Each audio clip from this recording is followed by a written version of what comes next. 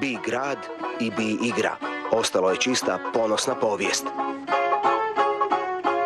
I bijahu Jazine. I bi prvi sportski TV prijenos iz Zadra. 40 godina javlja smo se iz hrama košarke. Temperamentni navijači, naprosto šokirani slabom igrom Zadra u prvoj utakmici, prihvatili su ponudu stručnog rukovodstva kluba. Prije 2 dana oko 2000 najvatrenijih došlo je u dvoranu da bi zajedno sa Ćosićem, Đerđom i ostalim igračima proanalizirali razloge neuspjeha.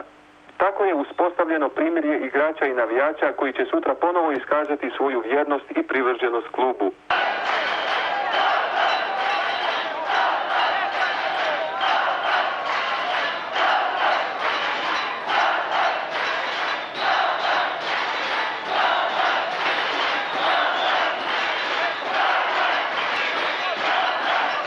Pa publika je sasvim lipo kad je sala puna i kad nas publika prati, ona je ponekad čak kad nemamo snage, mislim kad se zbilja umorimo, onda publika nas prisili da istegnemo one zadnje atome snage što imamo.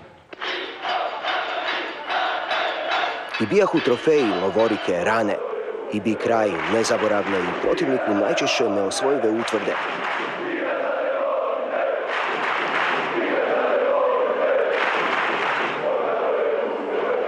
Štovani gledatelji, Zadar visoko pobjedio Split u posljednjoj utakmici 89-65 u dvorani Jazine, a ona gore vjerojatno na Višnjiku će biti također Krešina. Pozdravljamo vas iz Zadra, 25 razlike, 89-65 je za Zadrane koji slave svoj drugi naslov. Doviđenja iz Jazina, vjerojatno, ili smo gotovo sigurni posljednji put.